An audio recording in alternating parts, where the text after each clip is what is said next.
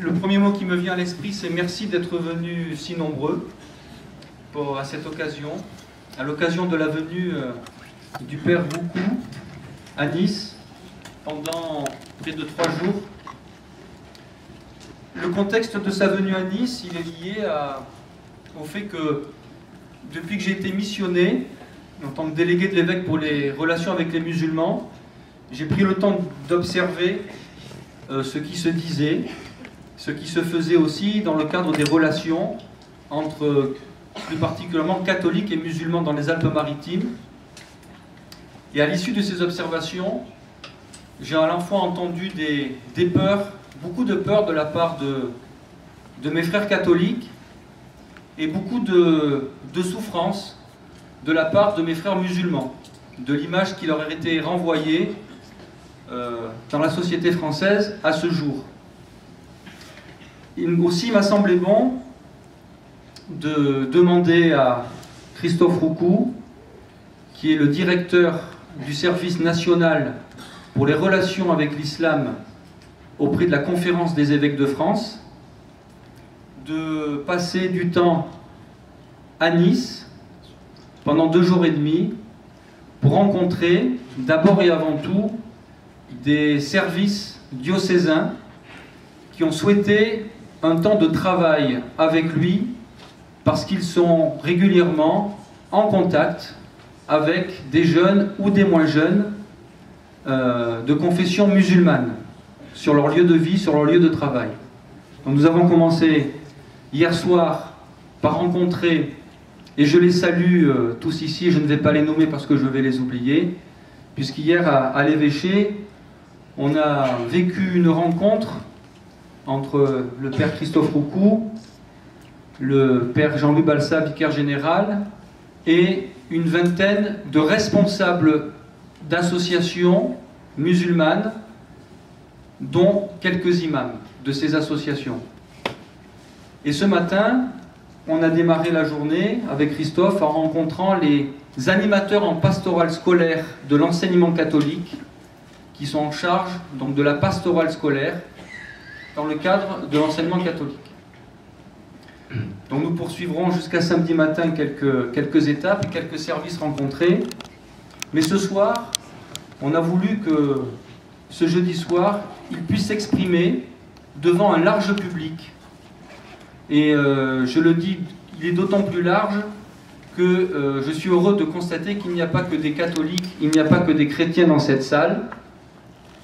Et que du coup, un merci particulier à tous les frères musulmans qu'on a rencontrés hier et qui nous font l'honneur d'être là aujourd'hui, ainsi que ceux qui n'étaient pas là hier mais qui sont là aujourd'hui. Je remercie aussi Monseigneur l'évêque de m'avoir soutenu dans cette démarche pour faire venir le Père Roucou. Je salue les 2 vicaires généraux, le Père Jean-Louis Bassa et le Père Jean-Louis Gazaniga, d'être ici ce soir aussi. Et évidemment, je vais oublier du monde, donc je m'arrête. Alors le Père Roucou, décidément, il est donc actuellement le directeur du service des relations avec l'islam à la Conférence des évêques de France, je l'ai dit tout à l'heure, et il est chargé de cours à l'Institut catholique de Paris. Il est titulaire d'une maîtrise d'histoire à la Sorbonne, d'une maîtrise de théologie à l'Institut catholique de Paris et du diplôme d'études arabes de l'Institut pontifical d'études arabes et d'islamologie à Rome. Ce qui est intéressant avec Christophe Roucou, c'est donc qu'il n'a pas une vision diocésaine, départementale de la situation des relations islamo-chrétiennes en France, mais il a beaucoup plus de hauteur, puisque c'est à un niveau national et même international. Voilà. Il a vécu lui-même 9 ans en Égypte, et il continue à organiser, à participer à des séminaires, à des colloques, et en France et en dehors de France. Donc il m'a semblé intéressant qu'il puisse s'exprimer ce soir, et pour le reste des événements, je laisserai Thierry Dassé, qui est responsable de la formation permanente des laïcs, qui a permis aussi cette soirée de poursuivre après son propos. Merci. Merci Jean-Jacques. Merci à chacun et chacune d'entre vous. Merci à Monseigneur André Marceau, évêque de Nice, pour son accueil. J'ai eu la joie de travailler avec lui lorsqu'il était membre du Conseil qui, parmi les évêques de France, suit les relations interreligieuses. Et à Jean-Jacques Barla, donc délégué de l'évêque pour les relations avec les musulmans sur le diocèse de Nice et donc les Alpes-Maritimes. Merci aux responsables musulmans présents parmi nous ce soir et bienvenue. J'essaye d'habitude de tenir le même langage quand je me trouve avec des chrétiens et lorsque je suis avec des musulmans. Donc je suis heureux qu'il y ait des musulmans et des chrétiens dans la salle. Mon expérience, c'est celle d'un prêtre catholique à qui son évêque a demandé de s'orienter vers la rencontre avec les musulmans. D'abord, comme l'a rappelé Jean-Jacques, il reste des places devant encore. Par 2 années d'études de la langue arabe et d'islamologie à Rome, puis par l'envoi en Égypte, par 2 fois. J'ai fait l'aller-retour France-Égypte 2 fois pour vivre avec le peuple égyptien, partager la vie des Égyptiens chrétiens et musulmans en enseignant le français à l'université du Canal de Suez, durant 9 années. Aujourd'hui, donc, je suis chargé du service pour les relations avec l'islam des évêques de France et je fais partie d'une équipe de la Mission de France composée de 2 autres prêtres, d'un couple dont le mari est diacre et de laïcs à Ivry-sur-Seine, donc dans la banlieue sud de Paris, patrie de Madeleine Delbrel pour ceux qui ont entendu parler d'elle. Le SRI vient de célébrer ses 40 ans, célébration qui s'est déroulée en septembre 2013 en présence du cardinal Jean-Louis Torrent, qui est à Rome auprès du pape, celui qui est responsable des relations interreligieuses de l'Église catholique avec les croyants des différentes traditions religieuses dans le monde. La conférence est intitulée « Découvrir l'islam pour rendre la rencontre possible ». Découvrir l'islam, cela mérite des heures de cours, et en 1 heure, je ne prétends pas résumer 14 siècles d'histoire, ni la richesse de cette tradition religieuse et spirituelle. N'hésitez pas, si vous désirez une suite, à consulter des propositions de formation dans la région. Je sais que Nice n'est pas Marseille, mais à Marseille, vous avez un institut de sciences et de théologie des religions avec un département consacré à l'islam. Et puis nous-mêmes, vous verrez, il y a un tract bleu à la sortie. Nous organisons chaque année, alors je sais que Paris c'est un peu loin de Nice, une session destinée à des chrétiens pour découvrir l'islam et les relations islamo-chrétiennes. Le titre de la conférence évoque l'islam, mais nous ne rencontrons pas l'islam au coin de la rue. Nous rencontrons des musulmans et des musulmanes. Dounia Bouzar avait écrit un livre dont le titre, Tariq Obrouss en revendique l'auteur, c'était « Monsieur Islam connaît pas ». On ne rencontre pas Monsieur Islam au coin de la rue. On rencontre des croyants musulmans et musulmanes. Et en commençant ces quelques réflexions, puis l'échange qui va suivre entre nous, je voudrais vous inviter à une certaine attitude intellectuelle et spirituelle. Intellectuelle, Jean-Jacques l'a rappelé tout à l'heure, dans la société française, il existe des peurs vis-à-vis de l'islam et des musulmans. Peurs attisées par certains médias, et du coup qui suscitent aussi en réaction des peurs dans les communautés musulmanes. Et j'aimerais nous inviter à laisser, si possible, un peu de côté nos a priori sur l'islam et les musulmans pour faire l'effort de la découverte, éviter ce qu'on appelle, dans un jargon, l'essentialisme, c'est-à-dire de dire l'islam c'est ça, et ça n'a pas bougé du 7e siècle à aujourd'hui, ou les simplismes, l'islam c'est ceci et c'est pas cela, parce que, comme dans toutes les réalités de notre monde aujourd'hui, il faut prendre en compte la complexité et la diversité de cette tradition. C'est vrai que quand on dit complexité, quelquefois des gens pensent qu'ils vont nous avoir. Mais ce n'est pas ça mon objectif. c'est que je crois que les simplismes sont toujours réducteurs et qu'il faut essayer de voir avec le maximum de largeur possible ce sujet. Attitude spirituelle aussi. L'Église catholique, au Concile Vatican II, dont on va fêter la clôture des 50 ans l'an prochain, utilise deux mots pour caractériser l'attitude que les catholiques choisissent d'avoir vis-à-vis des musulmans. Ce sont les mots de respect et d'estime. Et depuis 1965, alors je sais que certains responsables musulmans, je pense à un ami qui dirige le GAIC, qui s'appelle Saïd Ali Koussé, il me dit « Tu ne devrais pas dans tes conférences dire que pour les catholiques, le dialogue interreligieux commence en 1965. Nous, ça commence depuis les débuts de l'islam. » Bon, ça reste à voir, mais moi je suis historien de formation, reconnaissons que le document Nostra Aetate est un document nouveau dans l'histoire de l'Église quand il est voté par les évêques réunis à Rome en 1965. Et depuis, il y a eu une attitude constante des papes, le deuxième pape du Concile, Paul VI, puis Jean-Paul II, Saint Jean-Paul II, Benoît XVI et le pape François. Et on pourrait dire que le pape François, à travers son voyage en Jordanie, en Palestine et en Israël, puis il y a 10 jours en Turquie, a ajouté une dimension au respect et à l'estime, qui est la dimension de l'amitié entre chrétiens et musulmans. Et puis, toujours pour inviter à cette attitude spirituelle, Paul VI d'abord et ses successeurs ensuite ont aimé utiliser l'image du pèlerin.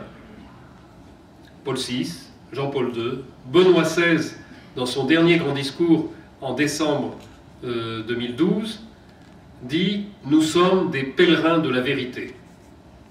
Un pèlerin, c'est quelqu'un qui est en marche sur un chemin.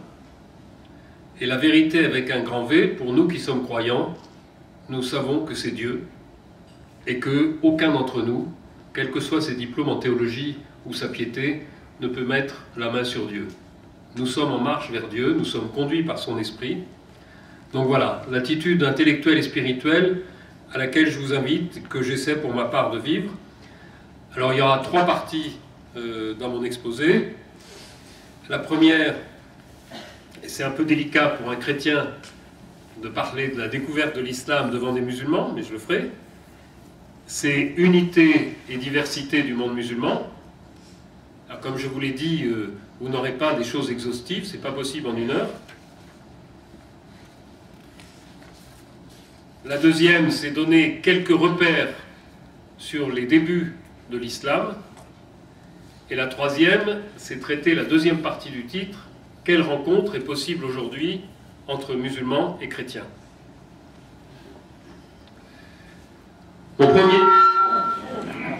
Mon premier point, c'est d'évoquer donc unité et diversité du monde musulman.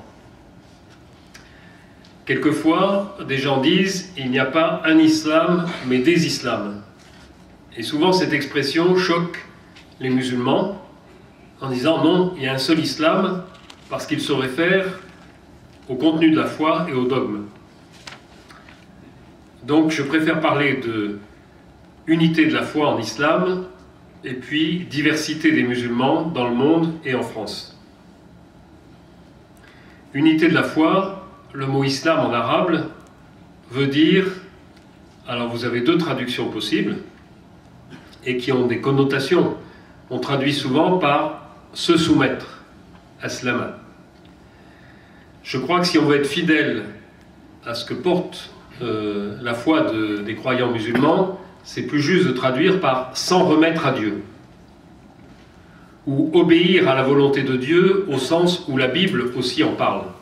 Non pas l'obéissance avec le respect que j'ai pour eux, mais d'un militaire pour son général, mais l'obéissance dans la Bible, c'est le fait de comprendre ce qu'est le désir de Dieu et d'essayer de s'y soumettre. Il faut faire attention à la manière dont, par exemple, on traduit le mot, alors, suivant les livres que vous allez choisir de lire, vous n'aurez pas les mêmes traductions. Abd, en arabe, c'est exactement comme le mot je dis ça pour les chrétiens, doulos dans le Nouveau Testament. Est-ce qu'on traduit l'épître aux Philippiens en disant le Christ s'est fait l'esclave de Dieu ou est-ce qu'il s'est fait le serviteur de Dieu? C'est exactement la même chose. Le mot abd, la racine abada, ça veut dire et adorer et servir, et on peut traduire par serviteur de Dieu ou esclave de Dieu. Donc vous verrez des livres qui vont dans un sens, des livres qui vont dans l'autre. Moi je préfère l'expression serviteur. Et dans la foi musulmane, la figure typique, j'allais dire, pour le croyant, c'est Ibrahim. Nous disons Abraham dans la Bible. Pourquoi? Parce que c'est celui qui s'en est remis à Dieu. Il est appelé dans le Coran Hanif. C'est un mot arabe qui est difficile à traduire et qu'on considère dans la tradition musulmane comme ces hommes qui cherchaient le Dieu unique et croyaient à un Dieu unique avant même qu'il y ait eu une révélation. Et puis, le centre de la foi musulmane, je suis toujours dans ce paragraphe, si on peut dire, sur l'unité de la foi des musulmans, c'est l'unicité de Dieu. Ce qui en arabe se dit Tawhid, T-A-W-H-I-D. Ça, c'est le centre ou le cœur de la foi des musulmans. Sourate 112 dit Dieu est un, il n'engendre pas et il n'est pas engendré, nul n'est égal à lui. Dieu est un. C'est ça le centre de la foi musulmane, au point que associer d'autres personnes à Dieu est considéré comme le plus grave des péchés. Donc, l'unité de la foi. Ce qui est commun aussi à tous les musulmans, c'est que la référence comme parole de Dieu, c'est le Coran, qui est reçu comme parole de Dieu.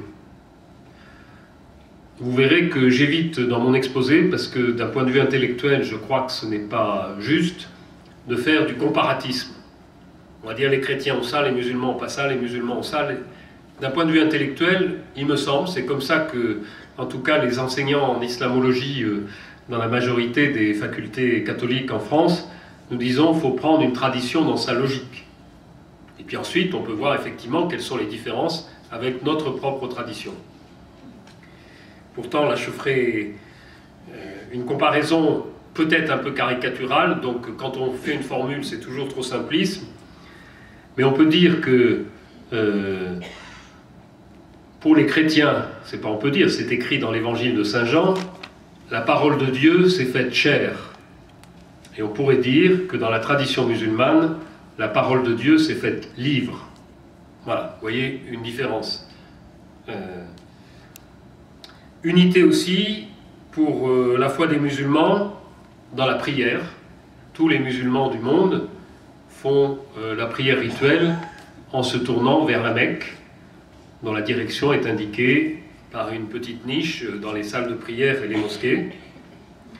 Et la prière est la même, quelle que soit sa culture d'origine, quelle que soit sa langue, quel que soit son âge. C'est une prière qui se dit en arabe.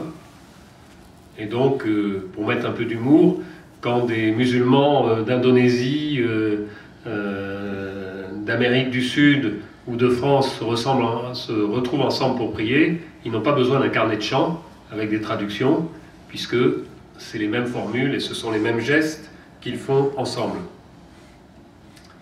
Unité enfin, dans les 5 piliers de la foi que vous connaissez, que vous apprenez en histoire au programme de 5e, que je redis juste rapidement. La profession de foi. Je témoigne qu'il n'y a de divinité que Dieu et que Mohammed est son prophète. Le jeûne du mois de Ramadan. La prière rituelle 5 fois par jour. L'aumône, appelée zakat. Et le pèlerinage, pour ceux qui ont la possibilité de le faire, à la Mecque, qu'on appelle Hajj. Et c'est ce qui fait que quand les gens ont fait le pèlerinage, un certain nombre portent devant leur nom Hajj, Hajj Mahmoud, Hajj Mohammed. Et dans la vie courante, c'est plutôt un signe de respect. Moi, quand j'habitais à Suez, il y avait une religieuse, petite sœur Assomption, que j'appelais ma troisième grand-mère, la Béatrix, et les gens du quartier l'appelaient, alors la prononciation égyptienne n'est pas jolie, on dit Ge au lieu de dire Je, il l'appelait Hagga. Il savait très bien qu'elle n'avait pas fait le pèlerinage à la Mecque, mais elle était digne du même respect que ceux qui accomplissent ce pèlerinage.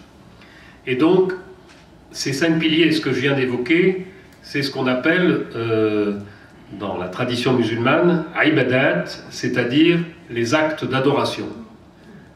Et ces actes d'adoration, ils sont les mêmes, quelle que soit l'époque, le temps, l'histoire, les aires culturelles, même si ensuite il y a quelques petites distinctions sur la manière dont les chiites et les sunnites font la prière, mais voilà. Ibadat, c'est donné, c'est inscrit dans le Coran, j'allais dire on n'y touche pas. Et puis je terminerai sur cette unité de la foi en disant qu'il y a la référence, et en réfléchissant je mets que le mot référence, mais qui est important pour les musulmans, à la communauté des croyants qu'on appelle Ummah, même si cette unité est aujourd'hui mise à mal.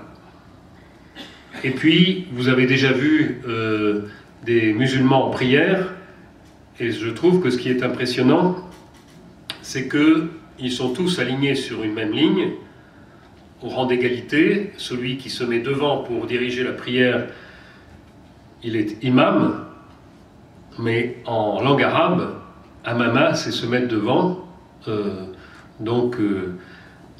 Pour ce qui est de la prière privée, dans une maison où il y a quelques hommes, ou dans une maison où il y a quelques femmes, l'imam, celui qui conduit la prière, c'est celui qui va se mettre devant et les autres vont suivre pour la prière. Et donc il y a, dans cette disposition pour la prière, est signifiée l'égalité de tous les croyants devant Dieu. Voilà ce que je voulais souligner sur la dimension d'unité de la foi en islam. Le deuxième point, quand j'ai dit unité, diversité du monde musulman, c'est la diversité des musulmans dans le monde et en France. Elle s'exprime de différentes manières. Il y a d'abord la diversité, j'allais dire, presque originelle. Depuis 657, la bataille de Siffin, qui a vu la division entre sunnites, chiites et kharijites. Bon, je ne vais pas rentrer dans les détails, c'est une bataille qui opposait d'un côté Ali, 4e calife de l'islam, cousin de Mohammed et gendre de Mohammed, et Muawiyah, qui était le gouverneur de la ville de Damas. Donc il y avait 3 groupes, il y a un groupe qui s'est retiré du débat entre les deux, les kharijites, K-H-A-R-I-G-I-T-E-S, parce qu'en arabe, kharaja, ça veut dire se retirer, sortir. Ils forment une toute petite proportion de la communauté musulmane dans le monde aujourd'hui. Ils sont au Mzab en Algérie, dont on a parlé récemment à cause des conflits qui ont lieu dans la région de Gardaïa, à Djerba en Tunisie, où peut-être quelques-uns d'entre vous sont allés, à Oman, voilà, ceux qui sont majoritaires dans le monde musulman, de l'ordre de 85% des musulmans dans le monde, ce sont les sunnites, c'est-à-dire les gens qui se réclament non seulement du Coran, mais de la tradition du prophète, qu'on appelle Sunna, et qui s'exprime dans des récits, qu'on appelle hadith. Et les chiites, dont on parle beaucoup aujourd'hui en géopolitique, représentent à peu près 13% des musulmans dans le monde. Alors c'est vrai que moi, quand j'enseignais en Égypte, à cause du contexte géopolitique, j'avais des étudiants qui me disaient « Mais monsieur, les chiites, ce ne sont pas des musulmans. » Excusez-moi. De même que chez nous, il y a des catholiques et des protestants qui sont différents mais qui sont tous chrétiens. Les chiites sont aussi musulmans. Mais vous voyez, ça vous dit quelquefois des choses sur des appréhensions à cause du contexte géopolitique. C'était moi, le Khawaga, l'étranger, qui disait ça à des jeunes étudiants musulmans. Donc voilà les proportions, 85%, 13%, et il reste à peu près 1% de kharijites. Je ne rentre pas dans les détails ensuite, on n'a pas le temps. Diversité des aires culturelles et linguistiques. En France, beaucoup de nos concitoyens, quand ils entendent le mot musulman, pensent arabe. Actuellement dans le monde, les musulmans sont à peu près 1,2 milliard. 62% d'entre eux vivent en Asie. Et ça, le français moyen n'a pas ça dans la tête. Le français moyen, le français. Les premiers pays dans le monde en proportion et en nombre de musulmans, c'est d'abord l'Indonésie, qui n'est absolument pas de culture arabe. C'est le Pakistan. C'est l'Inde. En Inde, les musulmans ne sont que 10%, mais compte tenu de la population d'1,2 milliard, vous avez 120 millions de musulmans en Inde, soit plus que Égypte, plus Libye, plus Tunisie et Maghreb. Voilà, c'est pour dire qu'il faut élargir notre focus et que donc, si la langue arabe est la langue du Coran, quelle est la langue de la prière, elle n'est pas la langue majoritaire dans le monde musulman. Et moi, je rencontrais l'année dernière un professeur musulman d'une université islamique d'Indonésie, et je lui demandais, mais le vendredi, dans quelle langue est fait le sermon? Il me disait en, je ne sais pas s'il m'a dit indonésien, mais dans la langue locale. Et il était très étonné que chez nous, dans un certain nombre de mosquées, le sermon ne soit fait qu'en arabe, alors qu'une partie des gens ne le comprennent pas. Pour ne pas prendre la France et pour vexer personne, j'étais un vendredi, parce que je participais à une session de formation d'une congrégation religieuse à Londres, à la grande mosquée de Hyde Park. Une majorité des croyants qui arrivaient à voir leur visage étaient du continent indo-pakistanais. Et l'imam a prêché d'abord très longuement en arabe, où je pense qu'une majorité ne comprenait pas, et après seulement en anglais, où là la totalité comprenait. Voilà, c'est pour dire la variété culturelle. Diversité des écoles juridiques, je ne rentre pas dans les détails, vous avez 4 écoles juridiques, parce que c'est vrai, et là c'est une différence entre nos deux traditions, c'est que dans la tradition musulmane, la première grande discipline intellectuelle et science qui s'est développée, ça a été le droit, fiqh. Ce qui n'est pas le cas dans la tradition chrétienne. On ne peut pas mettre le fiqh sur le même plan que le droit canonique chez les chrétiens. Diversité des courants musulmans contemporains. Et donc pour conclure, et pour moi qui vis en France, je dirais que les musulmans en France, et ce n'est pas du tout une critique, c'est un constat, pour moi c'est plus une mosaïque qu'un bloc. Or souvent, et c'est exprès que j'ai parlé du mot islam pour l'unité de la foi, entre eux il reste encore des places, je pense, et des musulmans au pluriel quand j'ai parlé des personnes. Il reste encore au moins 3-4 places devant. N'ayez pas peur. Donc voilà ce que je voulais dire dans la première partie, unité de la foi et grande diversité des musulmans tels qu'ils vivent leur islam en France. Ce n'est pas un secret de dire que par exemple, des croyants, ça dépend des régions de France, mais des croyants turcs, la plupart du temps, n'iront pas prier dans une mosquée où c'est plutôt des gens de tradition arabe qui sont présents.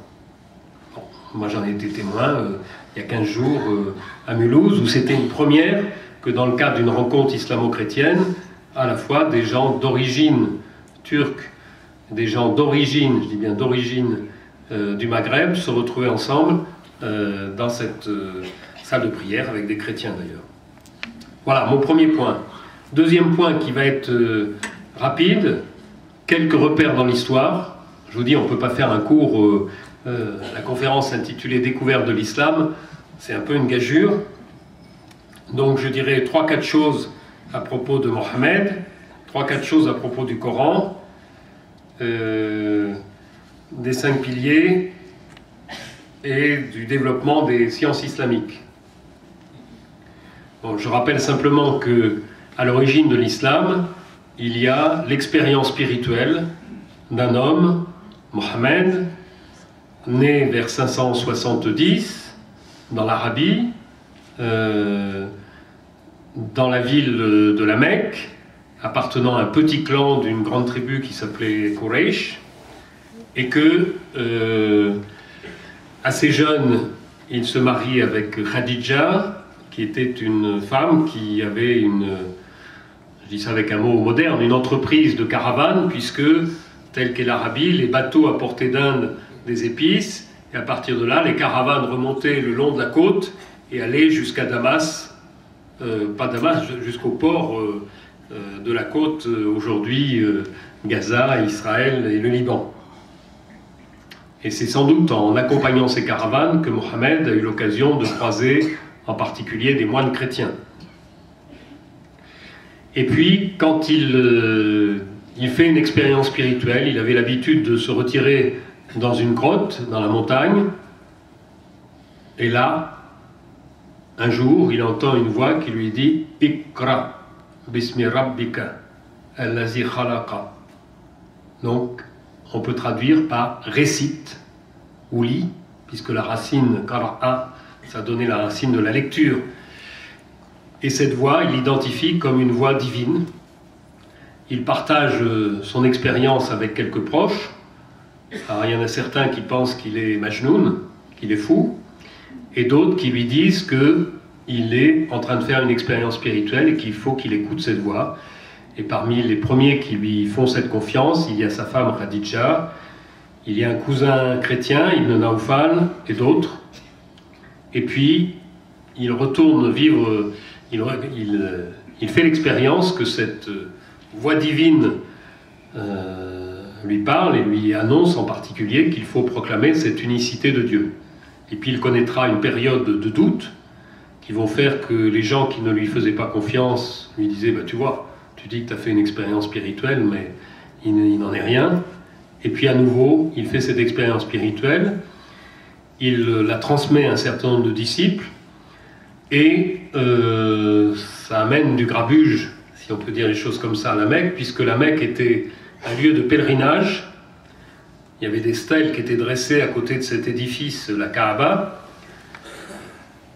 de commerce, et à partir du moment où il prêche qu'il y a un Dieu unique et qu'il faut délaisser les idoles, ben ça ne plaît pas aux tenants du pouvoir religieux, politique, économique de la ville de la Mecque. Et pour faire bref, en 622, il est obligé de fuir la Mecque pour se réfugier dans une oasis un peu au nord qui s'appelle Yasrib et qui est devenue Médine. Médina, c'est la ville en arabe. Donc voilà, je fais bref. Mais ce qui est important, c'est que cette fuite qui s'appelle Hijra, on traduit en français Hégire, et donc les croyants musulmans datent leur calendrier depuis cette date de 621. Il y a un conflit entre les partisans de Mohammed et les gens de la Mecque. Il y a 10 années, en gros, de conflits, de batailles, de victoires, de défaites. Quand il arrive à Médine, il y a des tribus juives qui sont dans cette ville, et il y a d'abord un pacte qui est fait avec ces tribus juives. Et puis, dans les aléas des combats, l'attitude des tribus juives est vécue comme une trahison, donc il y a un conflit dur et sanglant, et c'est à partir de cela que...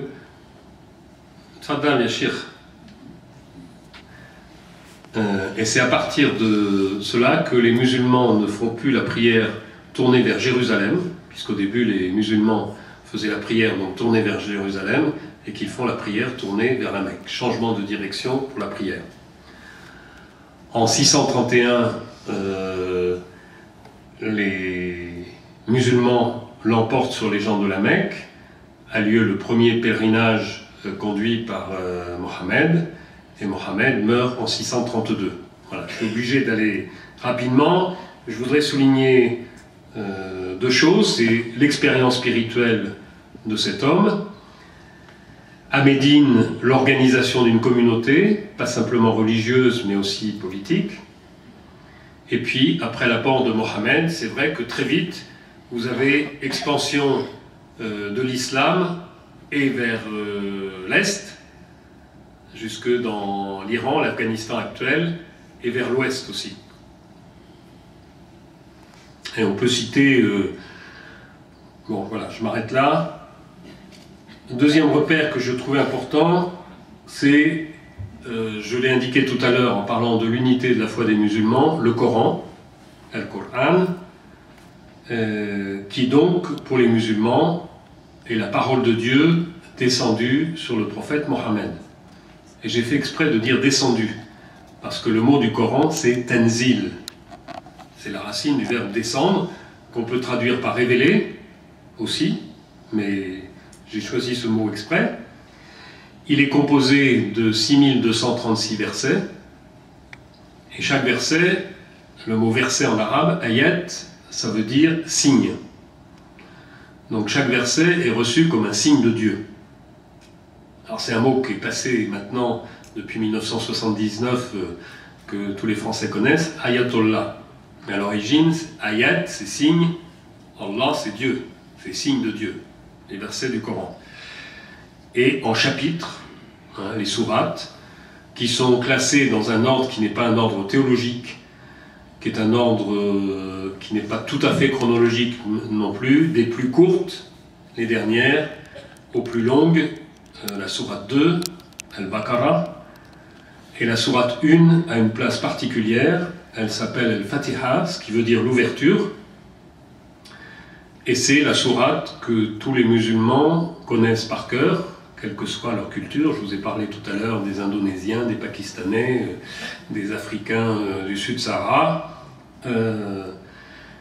et qui est dite dans tous les moments importants de la vie d'un musulman, de sa naissance à sa mort, et qui est récitée beaucoup de fois dans la prière rituelle quotidienne. Et on pourrait dire que voilà, l'importance de la Fatiha. Alors ne dites pas, ce qu'on entend quelquefois, c'est le Notre Père des musulmans. C'est une bêtise. Le Notre Père, c'est le Notre Père, la Fatiha, c'est le Fatiha. Vous pouvez dire, c'est la prière la plus commune et importante pour les musulmans, comme le Notre Père pour les chrétiens. Mais voilà, évitons les assimilations qui ne sont pas justes. Je vous l'ai dit, la sourate qui a été proclamée la première dans la tradition, c'est Iqra, donc récite, proclame. Et donc, dans la tradition musulmane, le prophète a entendu la voix de Dieu. Le Coran lui a été à la fois révélé en une seule fois, c'est ce qui est célébré au moment du Ramadan, la nuit du destin, Laylat el-Qadr. Et en même temps, cette révélation s'est déroulée pendant une vingtaine d'années, puisque vous avez dans l'islam une science des conditions de la révélation, et que quand vous ouvrez un Coran, il y a marqué dans la partie arabe si cette sourate a été révélée à la Mecque ou à Médine, avant l'hégire ou après l'hégire. Cette tradition orale, alors là vous avez deux versions. La version de la tradition musulmane qui dit le prophète Mohammed récitait, redisait ce qu'il avait entendu de la part de l'ange Gabriel et de Dieu, et autour de lui, d'une part, on a du mal à imaginer nous aujourd'hui parce qu'on était dans une civilisation orale, les gens retenaient ces paroles, et puis petit à petit il y a eu une mise par écrit sur différents supports.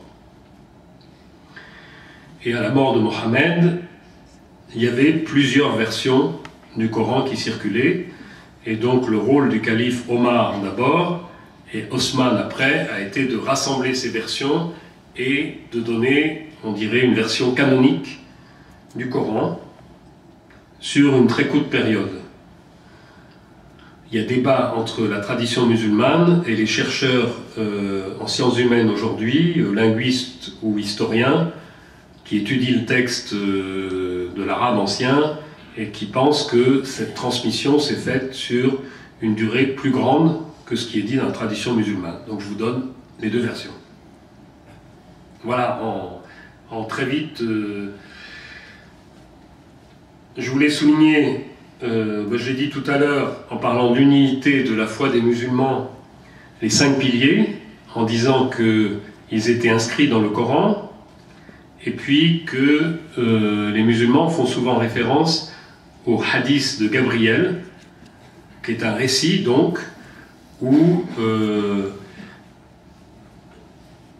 quelqu'un vêtu de blanc s'approche de Mohammed, et si mes soeurs sont exactes, il y a Abou Bakr, je ne sais plus si c'est Abou Bakr ou Omar qui est là, et interroge, et sur ce qui sont devenus ces 5 piliers, et il se trouve que c'est Gabriel, donc c'est l'envoyé de Dieu. Je ne détaille pas parce que vous connaissez, je dis simplement à destination des chrétiens, je disais ce matin avec les gens travaillant dans le scolaire avec qui j'étais, attention, quand on utilise tous ici, nous parlons français, beaucoup d'entre nous, le français est leur langue maternelle ou d'enfance, et le mot prière, qui est un mot qu'on utilise tous, n'évoque pas la même chose dans l'expérience et la tête d'un juif, d'un chrétien, d'un musulman. Je prendrai un exemple. Je participe une fois par trimestre au lycée Charles Péguy à Paris, à côté de la République, à une rencontre où il y a jeunes juifs, chrétiens et musulmans. Puisque ces 3 religions sont présentes dans l'établissement, la direction de l'établissement s'est dit c'est idiot de suivre les cours les uns à côté des autres si de temps en temps les élèves échangeaient et pouvaient connaître la tradition de l'autre. Donc ces rencontres sont préparées par chaque groupe, et puis pendant 1h30, une fois par trimestre, on se rencontre, et le sujet, il y a 2 ou 3 ans, c'était d'ailleurs très intéressant, c'était la prière, mais avec une question posée par une lycéenne, en disant à ses copains et copines, mais est-ce que pour vous c'est si facile de prier ? Parce qu'une chose est de dire ce qu'est la prière dans la tradition, autre chose est de dire, quand on a 16 ans ou 17 ans, qu'est-ce que c'est la place de la prière dans sa vie. Et ce qui m'a beaucoup frappé, c'est que chaque groupe a commencé à parler, on prend dans la tradition historique, dans la chronologie, on peut discuter, mais c'est comme ça qu'on fait. Donc d'abord le groupe juif, qu'est-ce qu'on dit les jeunes juifs ? La prière, c'est quand on se retrouve en famille, autour de la table, pour le repas du soir, le vendredi soir, jour du Shabbat, la maman allume des bougies et le papa lit une prière. Et puis on va à la synagogue. Les jeunes cathos, on dit le matin, avant de partir à l'école, on essaie de penser à Dieu, de dire quelque chose à Dieu, et puis le soir, et puis on va à la messe le dimanche. Et les jeunes musulmans, on dit la prière, voilà, c'est 5 fois par jour. Donc vous voyez tout de suite une approche existentielle qui était différente. Et dans l'échange après, il y a eu un échange, les chrétiens ou les juifs disant aux musulmans, mais votre prière c'est toujours une prière rituelle, jamais vous dites mon Dieu. Alors si, dans la tradition musulmane, il y a ce qu'on appelle dua, ce sont les invocations, les intercessions, mais spontanément, quand un musulman entend le mot prière, il pense à prière rituelle et non pas à prière personnelle. Donc je dis ça, il faut savoir, parce qu'il y a souvent des malentendus entre nous, là je parle de croyants, je ne parle pas de citoyens dans la société française, qui tiennent au fait qu'on utilise les mêmes mots, mais qu'on ne donne pas le même contenu. Je vais prendre un autre exemple. On n'en a pas parlé hier soir parce qu'on n'avait pas un débat d'abord théologique avec les responsables musulmans qui étaient accueillis à l'évêché hier. Et ça suscitera peut-être des questions tout à l'heure. Mais je le dis parce que c'est comment on va utiliser le mot Dieu. Nous tous, ici, que nous soyons musulmans, chrétiens ou juifs, qui vivons dans la société française. Et il y a 2 ans, M. Bentounès était avec nous, Jean-Jacques, non, l'année dernière, on se retrouve une fois par an, on s'est retrouvé pour la 4e fois il y a 15 jours, 25 responsables chrétiens, 25 responsables musulmans, pour un temps d'échange sur un thème, pour essayer, dans la confiance et l'échange, d'avancer. Et le thème l'an dernier, c'était la transmission de la foi, chez les chrétiens, chez les musulmans, avec ses côtés positifs, comment on fait, quelles sont les difficultés, etc. Et dans l'après-midi du samedi, il y a eu une responsable de catéchèse de Lyon qui a expliqué quelles étaient les méthodes pédagogiques. Et puis était venu l'éditeur des éditions Tawhid à Lyon, qui a expliqué, qui est une des grosses maisons d'édition francophones en langue française pour les musulmans. Et puis, je ne sais pas comment c'est venu dans l'échange, et comme il y avait la confiance entre nous, et que c'est quelque chose qui peut faire l'objet de débat, j'ai mis les pieds dans le plat, et j'ai dit, mais pourquoi dans les livres que vous écrivez, à destination de jeunes Français, vous marquez « Allah dit que ». Et pourquoi vous ne dites pas « Dieu dit que ». Si je parle en arabe, que je sois chrétien ou musulman, je vais dire « Allah ». Et ça, c'est quelque chose de très important. Allah n'est pas le Dieu des musulmans, contrairement à ce qu'on entend. Quand je célèbre la messe en arabe, je ne peux pas, pour dire le mot Dieu, utiliser un autre mot que Allah. J'ai une étole, la bande de couleur que mettent les prêtres quand ils célèbrent sur leur robe blanche, violette, qui pour moi est un peu comme le manteau d'Élie, parce que c'était l'étole que portait le prêtre de la Mission de France, qui était aumônier du port d'Alger pendant la guerre d'Algérie, Jobik Kerlan. C'est moi qui ai présidé son enterrement en tant que responsable. Et donc j'ai hérité de son étole, mais il n'y avait rien dessus, et les petites sœurs de l'Assomption à Suez ont brodé « Allah mahabba », Dieu est amour. Je ne peux pas dire Dieu est amour en arabe autrement que Allah mahabba. Et donc on a eu un débat entre nous, parce que la position d'un certain nombre d'entre nous est de dire ou bien on parle français et on dit Dieu. Alors c'est vrai que dans la langue française à l'oral, on ne peut pas faire entendre la majuscule qu'on écrit. Il y a Dieu minuscule, ça veut dire la divinité, et si j'écris Dieu avec une majuscule, c'est Dieu tel qu'il est révélé, soit dans la tradition chrétienne, soit dans la tradition musulmane ou juive, mais c'est pas n'importe quelle divinité. Et c'est ce que défendait cet éditeur en disant oui, mais Allah, c'est Dieu tel qu'on le reçoit dans la révélation coranique, ce que je comprends. Mais je me dis, si un jeune musulman français, quand il étudie sa religion, son texte français comporte autant de mots d'arabe, quel vocabulaire commun il va avoir avec le jeune juif, le jeune chrétien? Voilà, c'était ça ma question. Je la livre comme ça. Et je voudrais terminer cette deuxième partie, que j'ai intitulée « Quelques repères », parce qu'on ne peut pas aller plus loin, à propos du développement des sciences islamiques. J'ai indiqué tout à l'heure, la première discipline qui s'est développée dès le début de l'islam, un siècle après, c'est le droit. Alors là, il faut peut-être dire un mot, parce que ce mot, on l'entend partout, dans les journaux, à la radio, le mot charia. Si vous allez au Caire, et c'est bien que des touristes retournent en Égypte, parce que le pays en a besoin, vous verrez Sharia Ramsis, Sharia Mossel Gedid. Donc c'est le nom rue sur les plaques bleues que vous voyez. Le mot Sharia, au point de départ, c'est la voie, et même dans la langue arabe ancienne, c'est la voie qui conduit à la source où le chameau va aller s'abreuver. Beaucoup de verbes arabes, à cause de l'origine, ont quelque chose à voir avec le désert. Et le mot, je n'ai pas mes notes sous les yeux, mais comme tel, en substantif, se trouve une fois dans le Coran. Et vous avez deux formes dans le Coran de ce verbe qui s'y trouvent. Donc il n'y a pas le mot charia à tout bout de champ. Et ça indique la voie que le croyant doit prendre pour suivre les injonctions de Dieu, ou pour suivre la loi de Dieu. C'est ça le sens étymologique. Autrement dit, c'est qu'est-ce qui est nécessaire et obligatoire, on peut dire, pour que le croyant vive selon ce que Dieu lui demande. Alors ensuite, donc c'est une source. À partir de là, c'est construit un droit qu'on appelle fiqh, avec 4 écoles. Je ne rentre pas dans le détail des écoles, on ne peut pas le faire ici. Et toute une jurisprudence. Et là aussi, il faut faire attention Je dis ça par rapport à ce qu'on entend, on va vous parler d'une fatwa. Et tous les Français ont entendu le mot fatwa.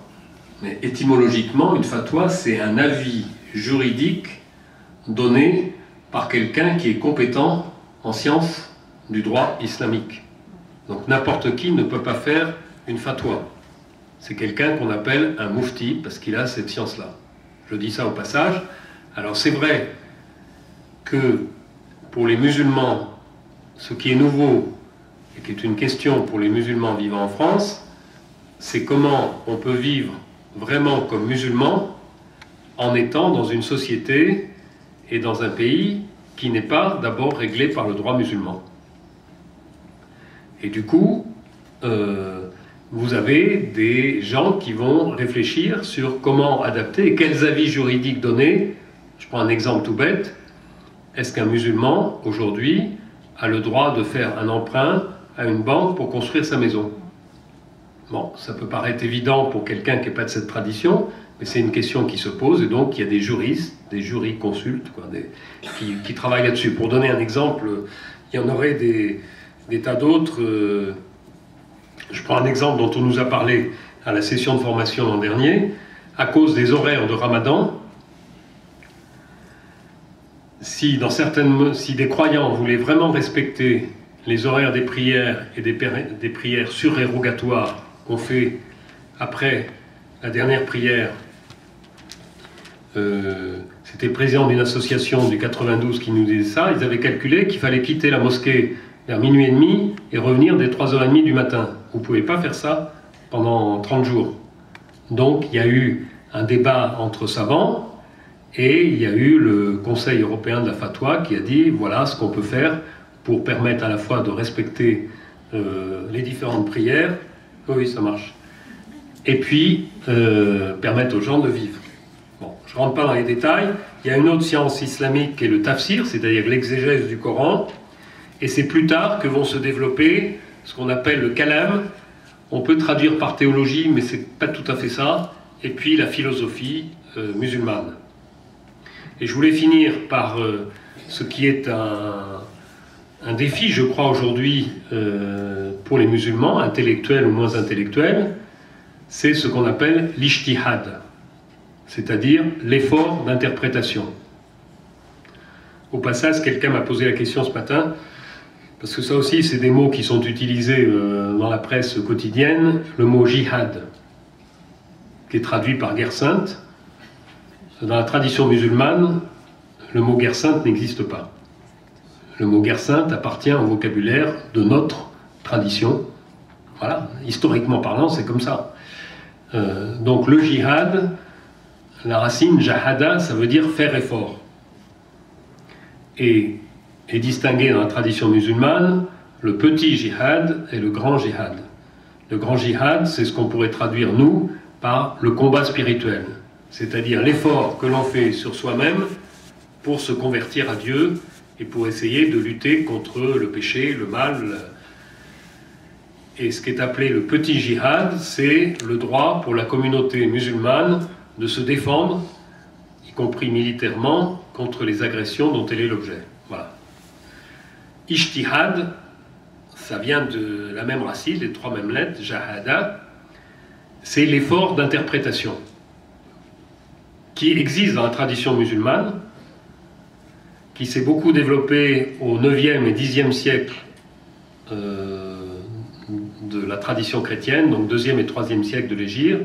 Et puis c'est vrai qu'il y a eu un moment, il y a eu des débats philosophiques, où les savants musulmans eux-mêmes disent les portes de l'ijtihad ont été fermées, de l'interprétation. Et aujourd'hui, c'est un grand défi pour les musulmans, c'est comment interpréter, je reprends des mots moi, que j'entends de la part de responsables musulmans et d'imams français, comment lire le texte révélé dans le contexte dans lequel nous vivons et en tenant compte du contexte dans lequel il a été révélé. L'autre jour à Lyon, plusieurs dans la salle y étaient, j'ai entendu des responsables musulmans parler de contextualisation de la lecture du Coran. Donc voilà, cet effort d'interprétation. Alors bien sûr, derrière, il y a le débat entre foi et raison. Et je crois que si on est honnête intellectuellement, on doit reconnaître que dans la tradition musulmane, il y a toujours eu, alors il y a eu des débats entre différents courants de pensée, mais on ne peut pas accuser la tradition musulmane de ne laisser aucune place à la raison. J'allais dire, c'est quelquefois plutôt le contraire, où il y a une logique très importante qui est développée. Donc, ce défi d'interprétation. J'en viens à ma dernière partie. Quelle rencontre possible, puisque c'était découverte de l'islam, quelle rencontre possible. Mon premier point, c'est de dire que de notre côté, nous, catholiques, quand je dis catholiques, je ne rejette pas les orthodoxes et les protestants, mais je ne veux pas les engager à ma place. Il y a ce que je vous disais dans l'introduction, l'engagement résolu de l'Église catholique dans le dialogue interreligieux. Et pas pour des raisons d'opportunité. C'est pas parce qu'on ne réussit plus à convertir les autres qu'on se dit il vaut mieux essayer de tenter le dialogue, comme ça on réussira mieux. C'est pas ça la position de l'Église catholique. Le mot dialogue, utilisé par le pape Paul VI dans son encyclique Ecclesiam Suam en 1964, et à la suite de ce pape, Paul VI, le dialogue, c'est constitutif pour nous de la foi chrétienne. Je lis une phrase. Paul VI écrivait « L'histoire du salut raconte précisément ce dialogue long et divers qui part de Dieu et noue avec l'homme une conversation variée et étonnante. C'est dans cette conversation du Christ avec les hommes que Dieu laisse comprendre quelque chose de lui-même, le mystère de sa vie, une dans son essence, trine dans ses personnes. » Donc Paul VI allait très loin, il dit « C'est dans le dialogue que Dieu révèle qui il est. » Donc ce n'est pas simplement une technique, un moyen, c'est une attitude, et c'est une attitude qui est fondée en Dieu. Et je passe de Paul VI au pape François le 30 novembre, donc c'est il n'y a pas très longtemps. Il a signé une déclaration commune avec le patriarche Bartholomé à Istanbul.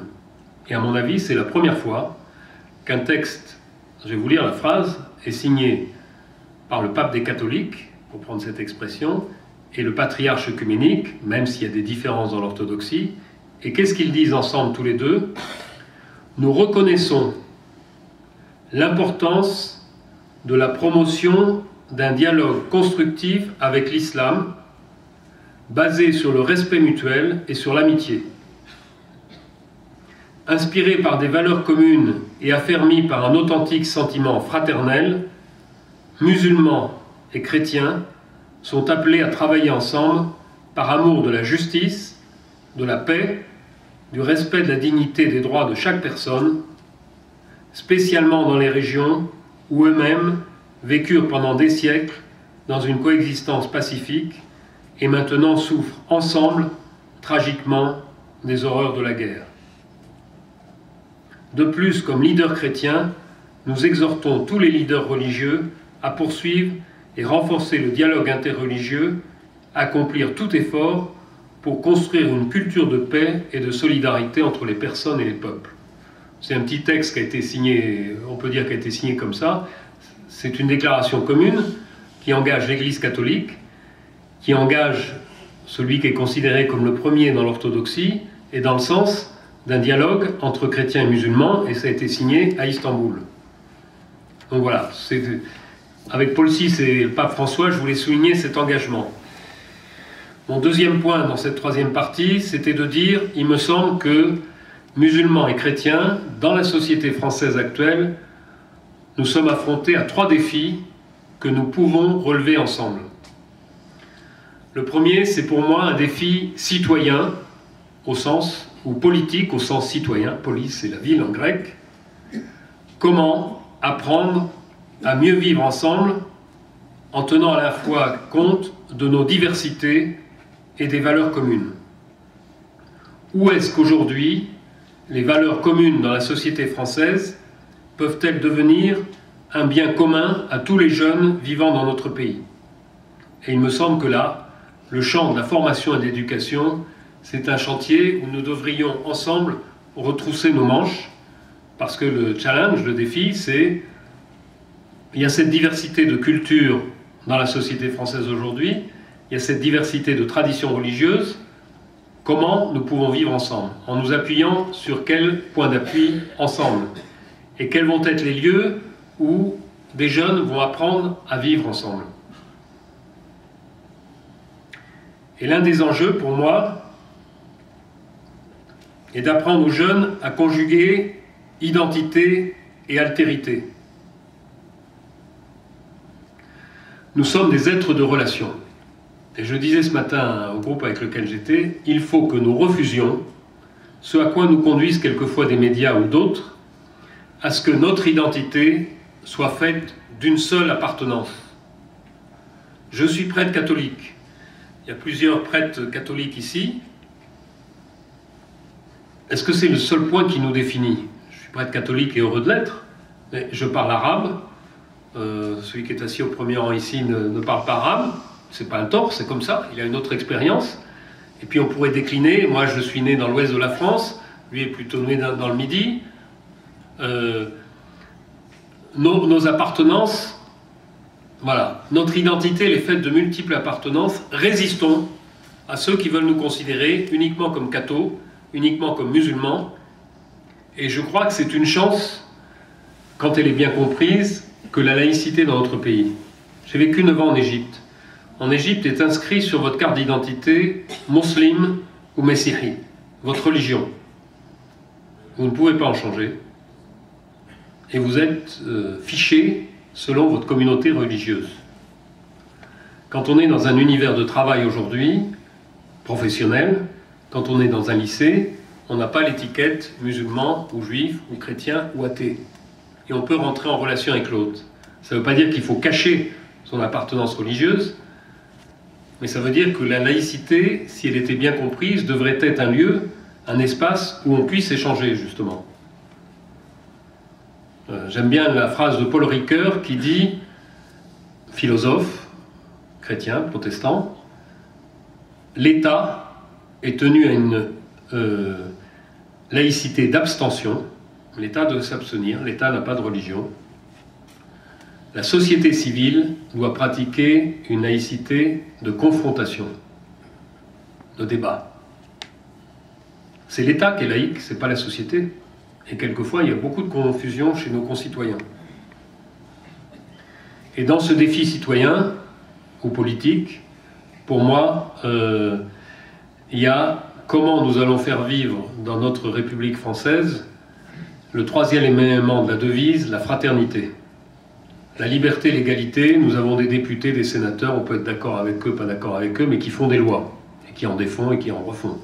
Mais ça, c'est le rôle. La fraternité, vous n'aurez jamais une loi qui vous oblige à être frère de votre voisin. Donc ça, je dis, c'est vraiment notre responsabilité comme citoyens, et pour moi aussi comme croyant. Et je pense aussi pour vous. Le deuxième défi, il n'est pas que dans le camp de nos amis musulmans, mais il est, je pense, assez fort. C'est un défi intellectuel. On l'évoquait l'autre jour à Lyon, ensemble, responsables chrétiens et musulmans. Voilà. C'est comment vivre en croyant, affronté à la modernité. Est-ce que la société dans laquelle nous vivons, elle est mauvaise, elle est uniquement satanique, c'est le mal, il faut la rejeter, il faut partir au désert? Ou est-ce que, en utilisant la raison, qui est quand même commune à l'ensemble des citoyens, qu'ils soient croyants ou non, en réfléchissant ensemble, on peut penser la foi en Dieu dans la modernité dans laquelle nous vivons? Ça, c'est un défi. Et je pense que nos amis musulmans sont confrontés à ce défi en quelques dizaines d'années, alors que dans l'Occident, les chrétiens qui se sont divisés sur ce sujet entre protestants et catholiques, quand il a fallu interpréter les Écritures, ont mis 5 siècles pour, j'allais dire, digérer la modernité. Et le troisième défi, pour moi, c'est un défi spirituel. Je l'évoquais un peu là. Nous vivons dans une société sécularisée, un petit peu moins qu'en Belgique ou aux Pays-Bas, quand on voit les lois qui sont votées. Mais c'est vrai que la foi en Dieu n'est pas évidente, que notre société ne nous parle pas beaucoup de Dieu. Et il me semble que, tout en respectant les différences de dogmes qui existent entre nous, il y a un défi, c'est comment nous témoignons de la foi en Dieu comme un chemin de bonheur, comme un chemin qui dit quelque chose aussi sur une conception de l'homme et de la société, dans cette société sécularisée. Non pas contre les incroyants. Pour ma part, je ne crois pas que ce soit le chemin que Dieu nous invite à prendre, les croyants contre les incroyants. Mais nous avons, et c'est un mot qui existe dans la tradition musulmane comme dans la tradition chrétienne, à témoigner de notre foi, témoigner non pas contre les autres, mais témoigner au milieu des autres. Et puis je pense comme croyant aussi, et dans la société difficile dans laquelle nous vivons, marquée un peu par le pessimisme, la violence, un tunnel dont on ne voit pas beaucoup la fin, témoigner qu'il y a une espérance qui est possible. Non pas parce qu'on est optimiste, mais parce que si nous sommes croyants, nous ne pouvons pas penser que Dieu abandonne l'humanité. Et donc, la petite fille espérance, comme l'appelait le poète français Charles Péguy, elle est très importante aujourd'hui. Je conclus. Les deux derniers points de ma troisième partie, donc sur quelle rencontre possible. Il me semble qu'il y a des champs d'action où nous devrions pouvoir prendre beaucoup plus d'initiatives que nous avons pris. Je les cite juste: la solidarité, les jeunes générations, la formation. Et j'aimerais faire écho à une phrase du pape Jean-Paul II qu'il a prononcée à la mosquée des Omeyyades à Damas en 2002. Ce qui est l'occasion de passer à la Syrie et à la triste situation que vit le peuple syrien. Mais cette phrase, moi, elle m'habite.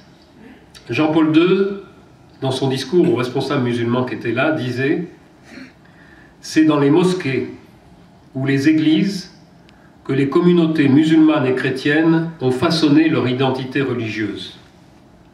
C'est en leur sein que les jeunes reçoivent une part importante de leur éducation religieuse. Quel sens de l'identité insuffle-t-on chez les jeunes chrétiens et chez les jeunes musulmans, dans nos églises et dans nos mosquées ?» Et moi, je trouve que cette question de Jean-Paul II, elle est actuelle. Moi, je la prends pour mon propre compte comme prêtre et responsable chrétien.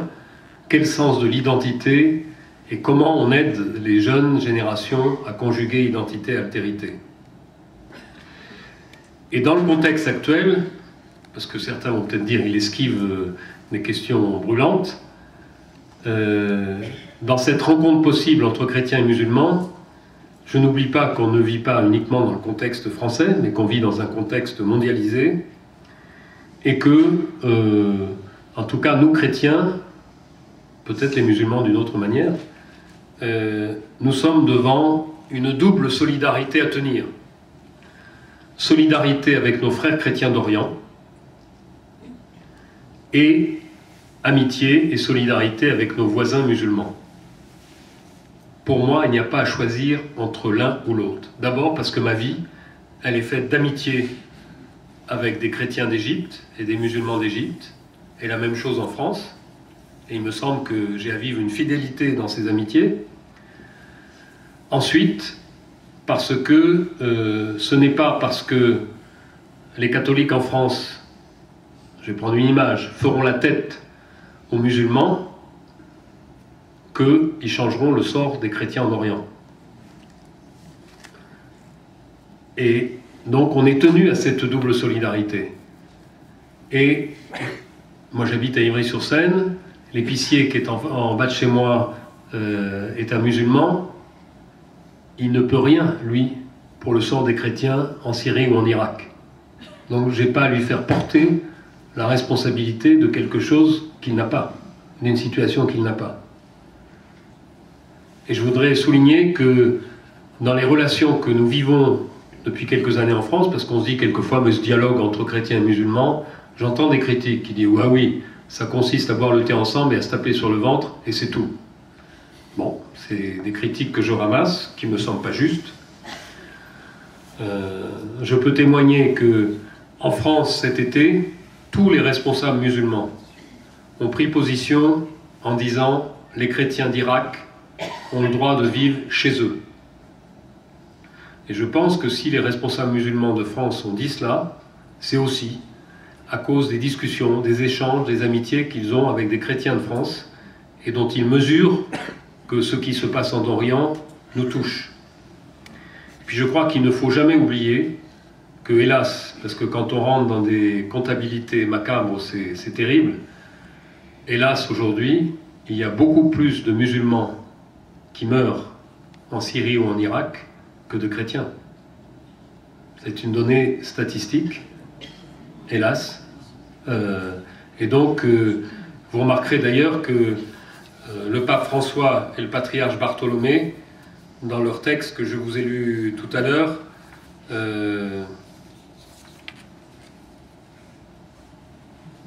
parlaient de... disait à propos des peuples, à propos des musulmans et des chrétiens, qui dans cette région, maintenant, souffrent ensemble, tragiquement, des horreurs de la guerre.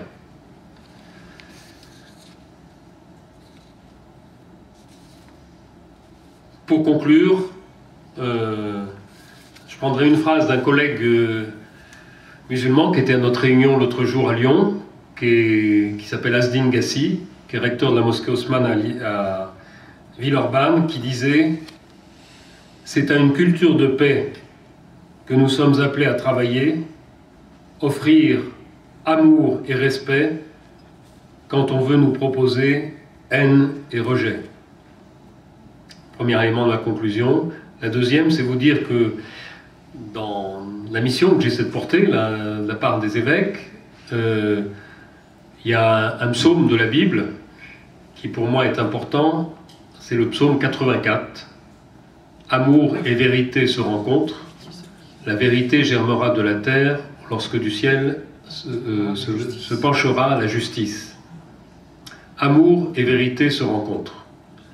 Je crois que dans la relation entre chrétiens et musulmans, on ne peut être vrai que si on aime l'autre. Sinon, c'est une vérité qui je sais pas, le mot qui me venait c'est qui tue, mais qui assomme l'autre, et que l'amitié ou l'amour exige la vérité. Il ne s'agit pas d'arrondir les angles, il ne s'agit pas de dire qu'il n'y a pas de différence, donc il faut conjuguer l'amour et la vérité, c'est pas moi qui le dis, c'est le psaume, et puis en disant ce psaume, je pense qu'on est, pour nous chrétiens, à quelques semaines de Noël, et que ce psaume dit quelque chose qui peut paraître contradictoire. La vérité germera de la terre lorsque du ciel se penchera la justice. On pourrait penser que c'est l'inverse, mais peut-être que ça a quelque chose à voir avec le mystère de Noël. Je vous remercie.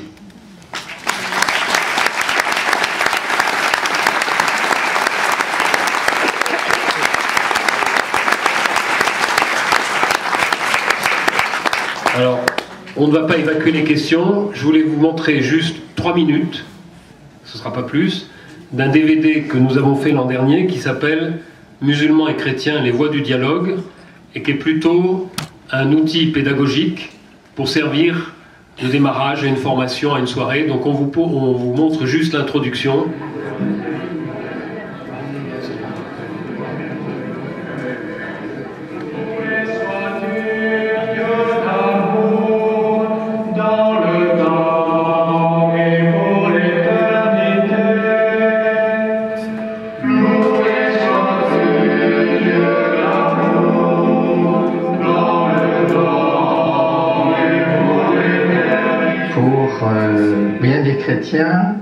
Le dialogue avec le monde musulman est plus qu'une interrogation. C'est même la peur, voire le rejet qui habite bien des chrétiens, bien des catholiques. Je vois beaucoup autour de moi voilà, des réactions, des peurs. Pourquoi ils ont peur? Ils nous connaissent, ils vivent avec nous. Pourquoi ils ont peur? Beaucoup de nos compatriotes en France voient des revues marquées l'islam, entendent parler de l'islam, mais en reste des idées premières ou toutes faites ou simples sur l'islam. J'ai un voile sur la tête. Ça change quoi? L'islam n'est pas venu pour changer les habits, mais pour changer les cœurs et les esprits. quand même, on est tombé très bas en résumant l'islam dans la longueur du tissu, la longueur de la barbe. Certains chrétiens ont vraiment ce désir de comprendre, ce désir d'ouverture. En fin de compte, c'est la méconnaissance qui crée les tensions. On a besoin de savoir, on ignore tellement de choses, de ce que vit l'autre. Le dialogue est primordial. C'est pour apprendre et c'est pour comprendre les autres. Cette rencontre, ce dialogue, c'est pas une fatalité, c'est pas une punition, au contraire, c'est un enrichissement. Le dialogue interreligieux aujourd'hui, c'est pas une option parmi d'autres, c'est devenu une nécessité. C'est une nécessité politique et sociale. C'est inhumain de ne pas dialoguer, c'est tout simplement vivre tout seul, avec des gens qui vous ressemblent, qui vous chantent la même chanson, c'est ennuyeux. Il y a tout un travail à faire pour restaurer la confiance, à la fois entendre ses peurs, parce que je crois que c'est important de les entendre. Il ne faut pas balayer trop vite, il y a des peurs qui sont justifiées aussi. Pas les balayer trop vite, mais en même temps remettre les choses à leur juste place. Auparavant, les gens vivaient dans des fiefs, dans des agglomérations imperméables, donc ils pouvaient se permettre le luxe de ne pas se connaître. Là, nous vivons dans un monde mondialisé, dans une sorte d'enchevêtrement, d'entrelacement. Dans une société où il y a de plus en plus de moments où les gens se trouvent avec cette différence de culture et de religion, c'est très important que les gens aient quelques clés pour ne pas faire de bêtises, pour ne pas choquer l'autre, pour être eux-mêmes. Je ne mets pas ma foi dans ma poche, je ne vais pas la brandir comme un étendard, mais l'autre a droit finalement à entendre aussi la vérité de ma foi.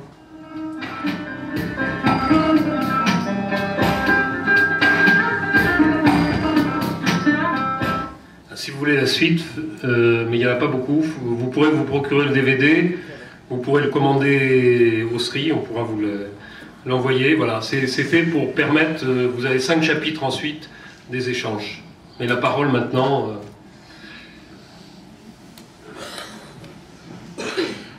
Oui, il marche celui-là, oui. Merci Père Rocco.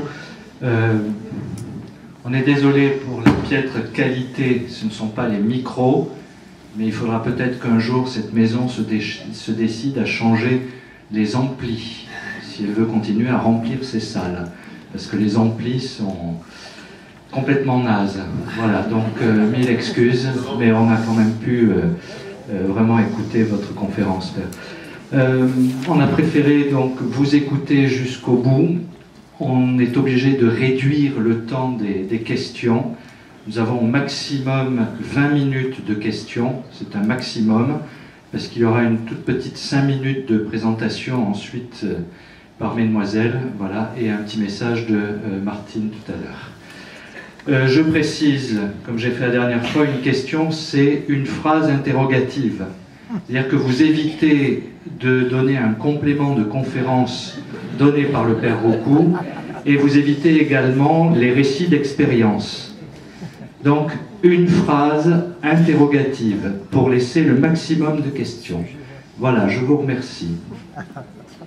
Monsieur avec vous. Merci. Merci mon père pour cette belle conférence. Pourquoi, puisqu'il faut poser une question, pourquoi utilisez-vous le mot peur? Nous avons peur. Je pense que nous savons des choses également. Nous avons une expérience. Pourquoi toujours le mot peur? Vous stigmatisez les Français moyens avec un sous-entendu, c'est qu'ils ne savent pas. Or, nous savons des choses. Vous savez quoi, pour préciser? Que par exemple, une jeune fille musulmane qui veut épouser un catholique, le catholique doit se convertir à l'islam. Ça me questionne énormément. Mais pourquoi donc devrait-il se convertir à l'islam? Qu'est-ce que l'islam a de plus? Par ailleurs, une question. On parle de vérité, bien sûr, mais vous nous avez parlé de Mahomet, mais il me semble que vous avez passé sous silence des pans de la vie de Mahomet très importants qui expliquent, bon, vous l'avez fait avec raison, évidemment. Bon, alors vous posez, je vais répondre d'abord la deuxième question. Je vous ai dit, je ne pouvais pas faire un cours sur Mahomet ou Mohamed. Je préfère utiliser Mohamed parce que c'est le mot qu'utilisent même les musulmans. Et vous dites que des gens ont peur avec raison. Moi, je stigmatise pas du tout les Français moyens, qui est une expression que j'ai jamais utilisée. Vous avez vu dans le film ma collègue Colette Hamza qui disait « il y a des vraies peurs, il faut les aborder ». Et vous soulevez une question qui est une vraie question. Le fait que actuellement la tradition musulmane autorise un homme musulman à épouser une chrétienne, une juive, une femme du livre, et qu'effectivement, dans le cas d'une musulmane qui souhaite épouser un non-musulman, les 4 écoles juridiques l'interdisent. Ça c'est juste. Donc ça pose la question de la liberté de conscience, que nous avons déjà abordée avec nos collègues responsables musulmans. Ce que je pense, c'est que ça ne changera pas une règle qui existe depuis des siècles en quelques mois. Je suis d'accord avec vous sur le fait que ce n'est pas un respect de la liberté de conscience, donc on est d'accord là-dessus. Je peux vous dire que moi, et je ne suis pas le seul, on est un certain nombre de prêtres à connaître des couples où la femme est musulmane, reste musulmane, désire rester musulmane et a épousé un chrétien. C'est moins difficile quand les deux sont de nationalité française. C'est de fait actuellement très difficile quand la jeune femme est de nationalité marocaine ou algérienne. C'est vrai. Ce que je peux vous dire, c'est que compte tenu de pressions diplomatiques ou autres, le gouvernement du Maroc a demandé à ses consulats de ne plus exiger la raison pour laquelle une jeune femme demandait un certificat de coutume et de ne pas exiger le certificat de conversion délivré par la mosquée. Voilà. Mais vous posez une vraie question dont on débat avec les responsables musulmans. C'est vrai que là, je comprends les raisons d'un point de vue musulman, c'est que dans une tradition patriarcale, c'est le père qui donne sa religion aux enfants. Bon. Il y a débat. La majorité des savants musulmans le refusent, ça c'est clair. Je peux vous dire que Tariq Obrou, il l'a écrit dans des livres, il l'a dit à la télévision. Lui, il dit, nous sommes en France. Ce qui relève de l'éthique doit tenir compte du contexte français. En France, il y a la parité homme-femme. Donc, ou bien nous interdisons tout mariage entre musulmans et non-musulmans, ce qui est la position de certains imams, ou bien ce que nous autorisons pour les hommes, il faut l'autoriser pour les femmes. Mais Tariq Obrou, sur ce plan, représente une voix minoritaire. Donc, vous avez raison de poser cette question à propos du mariage. Et dernière chose que je voudrais dire, qui est une question pour nous chrétiens, dernière remarque, pardon, c'est que moi, je reçois des couples où elle est musulmane, lui est chrétien. Et ce que je constate, sans juger les personnes, c'est que souvent le chrétien dit « je suis de tradition chrétienne ». Et que la musulmane, même non pratiquante, dit « je suis musulmane ». Donc là, j'allais dire, dans notre... pour ce qui est de ma responsabilité, moi comme prêtre catholique, je me dis, et c'est vrai que c'est délicat, on parlait avec un collègue, et que c'est très rare dans la société française aujourd'hui que, pour des raisons de foi religieuse, quelqu'un refuse d'aller jusqu'au bout de ce à quoi l'engagerait sa relation amoureuse. Ça, c'est vrai. Merci Père Roucault. Vous avez dit laïcité bien comprise, un espace pour échanger, et étant libre penseur, j'apprécie.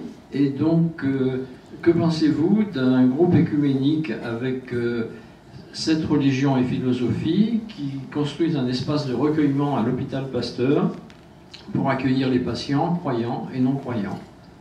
L'hôpital Pasteur, c'est ici à Nice ou... Oui, celui de Nice.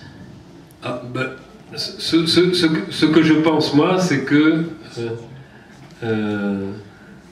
tout lieu où peuvent se rencontrer des croyants, je suis contre le syncrétisme. Mais que s'il y a un lieu commun où les uns et les autres peuvent se recueillir dans le respect des différences, moi je suis d'accord. Ce à quoi il faut faire attention, c'est qu'aujourd'hui, quelquefois, pour des raisons budgétaires, la République dit eh ben, on ne peut plus financer un local pour les musulmans, un local pour les juifs, un local pour les chrétiens, donc vous allez avoir le même local, ça se discute localement. Moi ce que je souhaite, c'est le respect de la loi de 1905, que l'esprit de la loi de 1905, c'est que tout citoyen français a le droit de pratiquer son culte, et que dans la mesure où il n'a pas la liberté de sortir parce qu'il est malade, parce qu'il est prisonnier, parce qu'il est encaserné, il faut qu'il puisse le faire. Voilà. Donc s'il y a possibilité de se retrouver, très bien, mais je ne suis pas pour le syncrétisme. Voilà. Mais quand on peut éviter de faire la guerre de religion et s'entendre, je sais que, mais moi j'ai moins d'expérience que des gens qui sont ici et qui ont des responsabilités plus concrètes, souvent ça se passe mieux actuellement du point de vue des aumôneries dans les prisons que dans les hôpitaux. Voilà. Mais je ne suis pas assez compétent pour entrer dans les détails ensuite. Merci à vous. Philippe Janssen, communauté santé Gillios de Nice. Vous avez, Père, beaucoup insisté sur la question de l'éducation, la formation des enfants, des jeunes, dans le respect commun. Quels sont les moyens, quels sont les conseils que vous pourriez donner? Quels sont les lieux les plus appropriés? Alors, je vois au moins 2 lieux, puis il y en a sans doute d'autres. Je vais essayer d'être bref pour qu'il y ait... Oui, je vois Coexister qui fait des grands sourires, mais vous aurez la parole. Donc, il y a le scoutisme. Je crois que c'est... Donc, le Cheikh Bentounes qui est là a participé à la fondation des scouts musulmans en France. Il y a un accord qui a été signé il y a 2 ans, ou l'été dernier, pour que des scouts catholiques, des scouts protestants, des scouts juifs et des scouts musulmans, à l'occasion de camps et des journées communes, de rencontres ou de découvertes. Je sais aussi que chez les scouts et guides de France, parce qu'on a travaillé avec eux, il y a l'accueil, il y a des unités en milieu populaire où il y a des jeunes de religions différentes, et qu'ils réfléchissent beaucoup à ce que représente le temps spirituel, donc vivre des activités ensemble. Je remarque aussi que quelquefois, ce qu'on appelle les couples mixtes, où l'un est musulman, l'autre est chrétien, j'ai retenu la réflexion que faisait un petit rassemblement des parents en disant « Il ne suffit pas que nos enfants aient le catéchisme catholique ou l'enseignement de l'imam, une fois ça se vit. Et le scoutisme permet de vivre quelque chose, c'est pas simplement à l'intellect, mais c'est... Voilà, donc je souligne cette remarque. Ensuite, j'étais avec un certain nombre d'entre eux ce matin. Moi, je suis issu de l'enseignement public et très heureux d'avoir été en lycée. Mais c'est vrai qu'il faut constater que dans la société française aujourd'hui, ça patine beaucoup dans l'éducation nationale du côté de l'enseignement du fait religieux ou de la dimension religieuse. Donc je crois que, moi je disais à mes interlocuteurs ce matin, que dans l'enseignement catholique, il y a une carte à jouer. Ce que je vous disais du lycée Charles Péguy, où je continue à participer depuis 12 ans à cet échange, ça c'est une carte que l'enseignement catholique peut jouer, de se dire, nos élèves sont là d'abord pour apprendre, certes, mais profitons de cette diversité pour ne pas être les uns à côté des autres, mais échanger entre nous. Pour prendre des exemples hors du contexte français, c'est vrai que ça étonne quelquefois, il reste au Maroc un enseignement catholique marocain, où il y a 0 élève chrétien, pratiquement 0 professeur chrétien, l'une ou l'autre direction, mais les Marocains tiennent à ce que cet enseignement demeure, et l'archevêque dit « je dois résister à la construction de nouvelles écoles ». À travers, il y a un certain humanisme, il y a un certain style d'éducation, d'ouverture, voilà. Et pour ma part, même si, hélas, l'Égypte vit des moments difficiles, moins que la Syrie ou l'Irak, mais je crois que les écoles, moi j'ai été témoin là-bas, sont des lieux où c'est vrai que si pendant 10 ans, on se fait des amis, on étudie avec eux, on va faire du sport avec eux, quand on est ensuite dans la vie professionnelle et active, on ne traite pas l'autre de tous les noms parce qu'on le connaît, que c'est un ami. Et donc, voilà, je vois au moins ces 2 champs-là. Et puis je sais que s'ouvre en Île-de-France, mais j'ai appris que ça s'ouvrait aussi à Nice. On Il y a à nouveau une nouvelle ère peut-être pour des patronages, des patros. Ça peut être un lieu si justement on conjugue du côté catholique l'identité mais aussi l'ouverture. Et puis je pense aussi dans le domaine de la solidarité. On devrait pouvoir faire plus chez les jeunes et chez les adultes. Nous sommes allés l'an dernier au mois d'octobre, une délégation de responsables chrétiens et musulmans français, ensemble, à Amman et au Liban, à la rencontre des réfugiés syriens. Je connais très bien les différences de dogmes, et on pourrait revenir là-dessus. Et ce que j'ai constaté, c'est que quand on était, je vous revois très bien, dans un campement, c'était pas un camp ONU où les gens louaient le terrain, qui était fait de baraques en bois, en tôle, etc. Qu'est-ce que disait l'évêque Marc Stinger, comme l'imam Tariq Obrou? On est là comme croyants, on est là pour essayer de vous apporter un geste d'humanité. Je veux dire, devant de telles situations, je n'oublie pas les différences dogmatiques, mais c'est pas ça qui est premier. Et j'allais dire, c'est pas ça qui nous est demandé par Dieu. Et on a la chance, dans nos deux traditions, d'avoir l'évangile de Matthieu 25.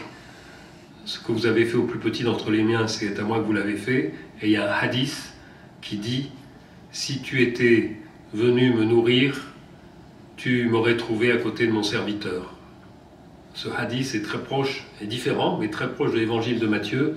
Donc là, voilà, je dirais, il y a des chantiers où on pourrait faire des choses ensemble. Et quand je suis avec des jeunes, je dis, il faut connaître chacun sa tradition, se connaître, c'est-à-dire avoir des amis, et se reconnaître différents. L'amitié est possible avec les différences. Il ne s'agit pas de tout gommer. Voilà. Et donner la chance à d'autres. Bonsoir. Bonsoir, madame. Donc, ma question est celle-ci. Pour former un prêtre, il y a le séminaire, donc, chez les catholiques. Donc, comment s'appelle le lieu qui forme les imams? Et est-ce qu'on a des lieux comme ça en France, ou est-ce qu'on importe nos imams et tout? Il y a des imams dans la salle qui pourraient répondre, et qui pourront compléter. Actuellement en France, à ma connaissance, il y a 2 lieux de formation, il y a 3 lieux de formation théologique. Il y a 2 qui s'appellent IESH dans la Nièvre, à côté de Château-Sinon et à Saint-Denis. Et puis il y a l'Institut Razali à la Mosquée de Paris. Puis il y a d'autres lieux. Mais c'est vrai qu'un imam ne se forme pas comme un prêtre, première chose.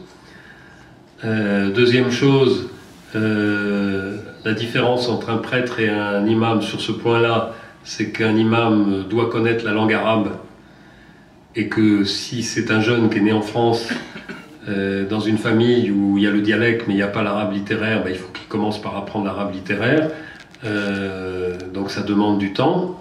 Et ensuite, c'est vrai qu'aujourd'hui, je parle sous le contrôle des imams qui sont dans la salle, le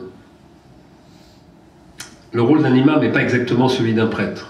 C'est pour ça que moi je parle souvent de cadres ou de savants musulmans, dont la communauté musulmane en France manque aujourd'hui. En tout cas, c'est mon point de vue.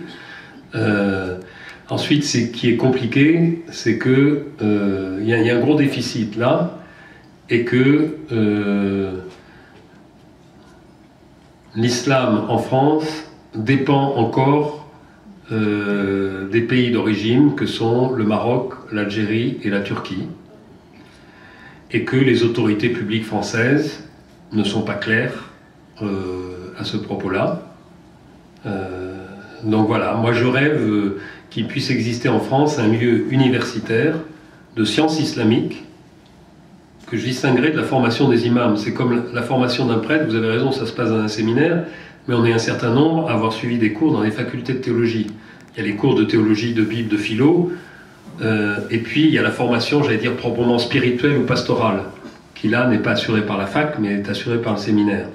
Mais ce qui manque déjà en France, c'est des lieux universitaires consistants en sciences islamiques, et de fait, un certain nombre d'imams en France, les imams sont souvent payés par les associations qui les emploient, un certain nombre sont payés aussi par tel ou tel gouvernement, Bon, ce qui est très clair, c'est dans le cas de la Turquie, où la quasi-totalité des imams turcs sont envoyés par le gouvernement, mais la Turquie, c'est un système spécial. Vous avez un bureau des affaires religieuses, dont le pape a rencontré le président. Donc voilà, pour répondre à votre question, il n'y a pas de grand lieu de formation d'imams en France aujourd'hui, et il n'y a pas encore... voilà.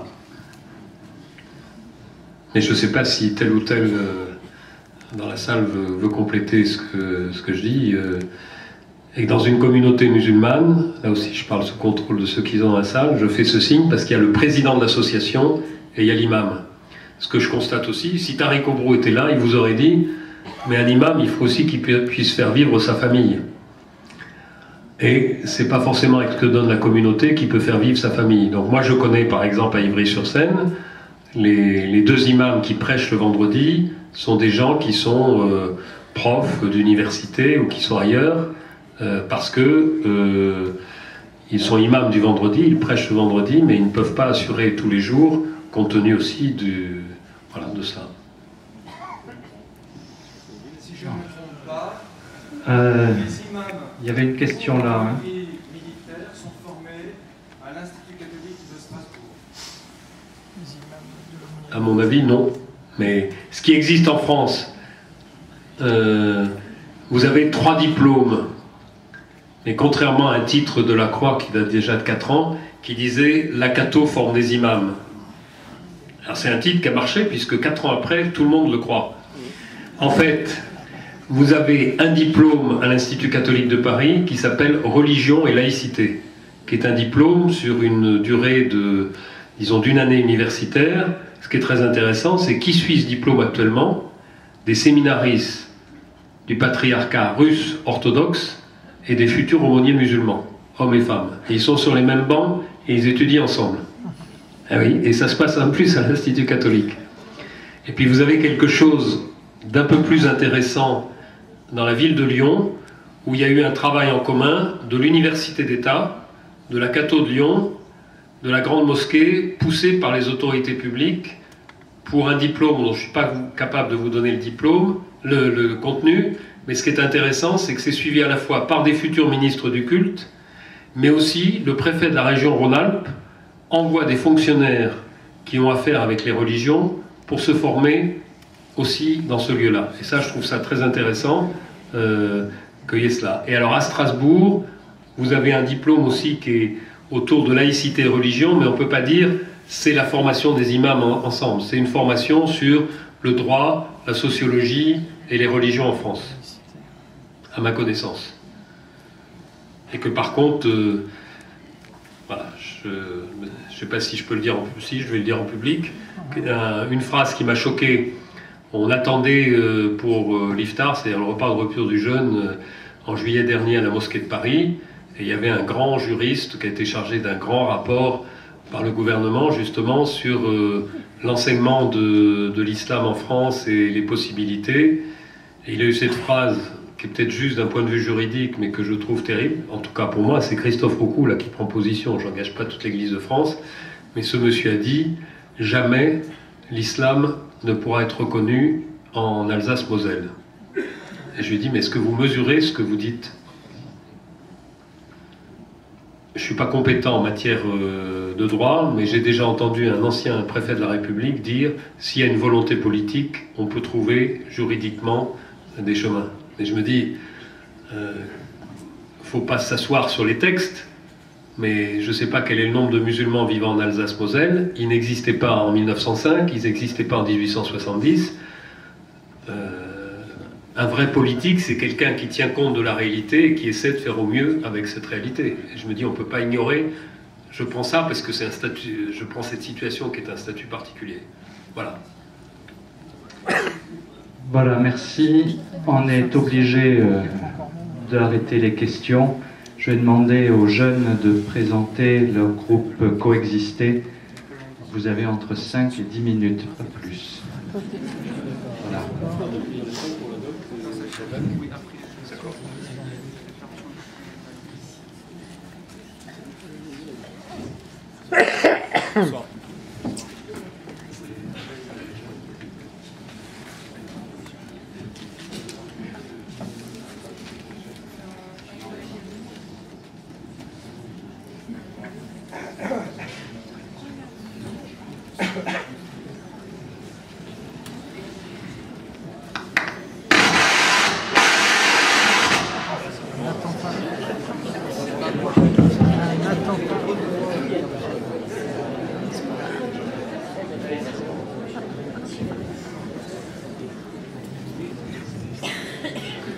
à tous. Donc nous sommes l'association Coexister, donc spécialement à Nice.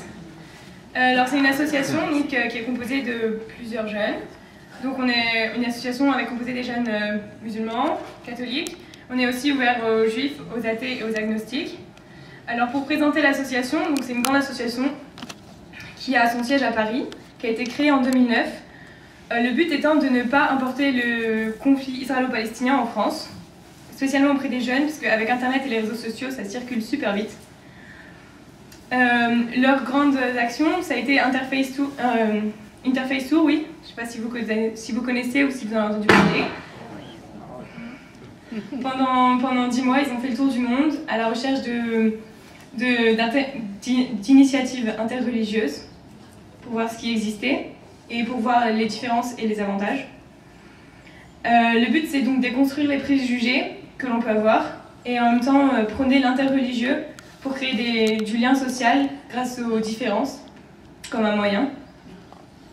Donc à Nice, on a 3 domaines d'action.